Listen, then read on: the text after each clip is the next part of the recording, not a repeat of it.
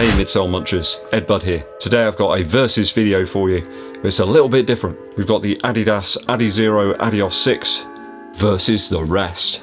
Part 1.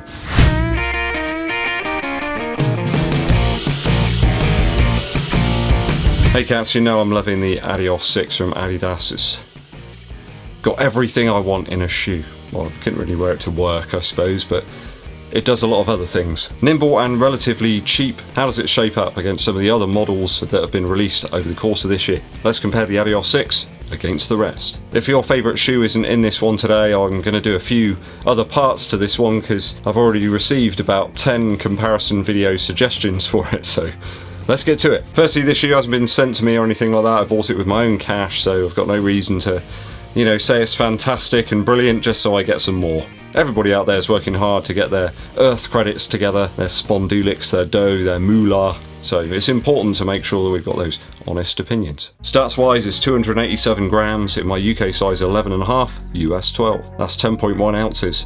If you like that kind of thing. There's an 8mm drop here and it retails for 110 Earth credits, roughly translated into UK pounds, that's 110. Some people suggest that it fits a bit on the narrow side. I really don't think it does actually for an Adidas shoe.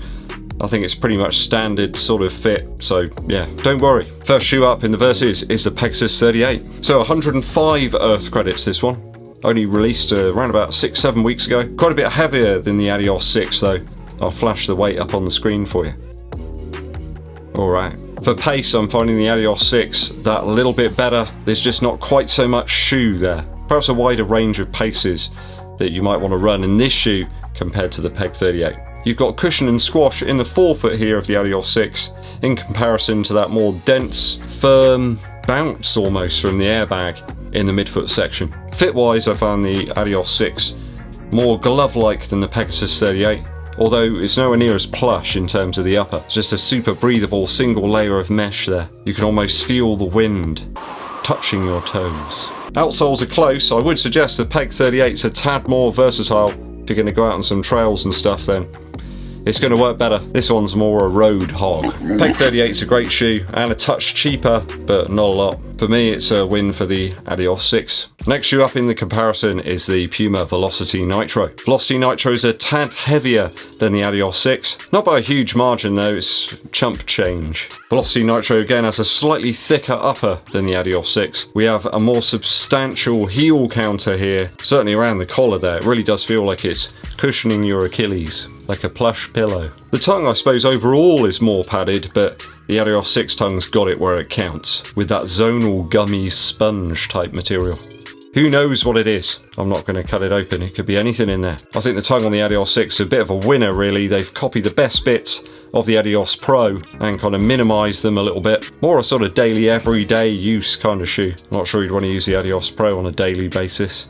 Maybe someone does. If you do, let me know in the comments. Just find the lockdown a little bit better in the ADIOS 6. Do need to cinch the laces down quite a bit in the Velocity Nitro to get a good fit. And I find I need to use a runner's knot as well. Cushion wise here, I think the Nitro and EVA midsole is close to the ADIOS 6, but I think the balance is a little bit better in the Adidas shoe. Perfect positioning of the Lightstrike Pro, lessening the blow, and giving a more propulsive feel when it's pushed harder. Gallons worth of durable rubber on the outsole of the Velocity Nitro. There's quite a biting pattern as well. I think arguably it would work again on a wider range of surfaces than the ADIOS 6. Just I think a more daily focused shoe than the ADIOS 6. I think Adidas really mean it as a higher tempo, perhaps even a racing shoe. The Puma is a little cheaper, but by only a small margin. I think if I had to have one of them though, it would be the ADIOS 6. If you're enjoying the video today guys, and you haven't done so already, please hit that subscribe button and click the bell below for notifications of when we roll out the new videos for you. It also helps us out a huge amount if you give this video a thumbs up like. We're going Hoka One One next with a Mach 4. So slightly more expensive than the ADIOS 6 at £15 extra. So that's 15 Earth credits if you need the conversion.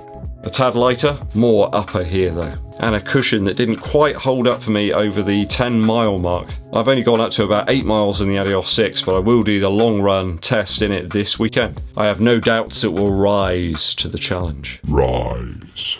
Upper fit's decent on the Mach 4 when I switched out those laces, and it's certainly one of the better upper fits in a Hoka shoe that I've experienced in recent memory. No big heel flares in the Adios 6 though, and laces of particular length perfection. I think at tempo and above paces, the Light Strike hits hard and outshines the EVA and Pro Fly slither in the Mach 4. Easy win here for the ADIZERO. Tempo, tempo, tempo.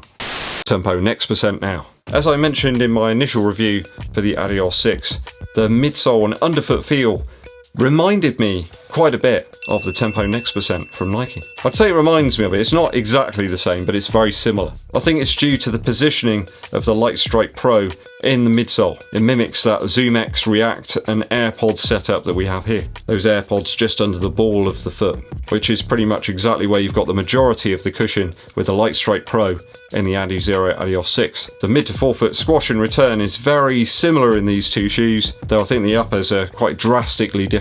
This one feels positively space age, like you're wearing some sort of moon boot. Not that I've ever been to the moon. Maybe though, I'm still young. That Adios 6 has got a small weight advantage over the Tempo Next Percent, not by much, but I think it's a little noticeable. It's certainly a quieter shoe as well than this one.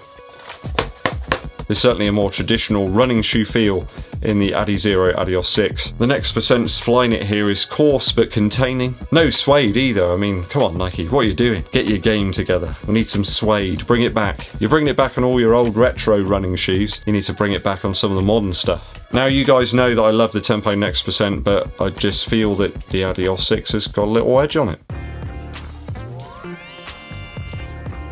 Fuel Cell Rebel version 2 now. Last one for today, I promise. I'm going to have a few of the Adidas shoes in the comparison for part 2. Lots more squash in the midsole of the Rebel version 2. Though some people may find the stability of this one very low. I think if you're going to go at slower speeds in it, yeah, it's going to feel weird. At fast speeds, you don't notice it quite as much. You have to build up that ankle strength, guys, if you want to use the Rebel 2. So good weight advantage here. The Rebel 2 is much lighter than the Adios 6. I think that featherlight upper is responsible. Only £10 more expensive than the Adidas. I think it makes for probably the biggest difference in terms of fit and feel of all of the shoes in today's comparison. So loads more cushion and squash here at the expense of stability. I find that the Adios 6 has a lot more of that stability in terms of that more firm and controlling Light Strike material. I think if you're looking for an all-out pace shoe, then the Rebel 2 is the way to go. If I had to take one though between the two that can do it all, as it were,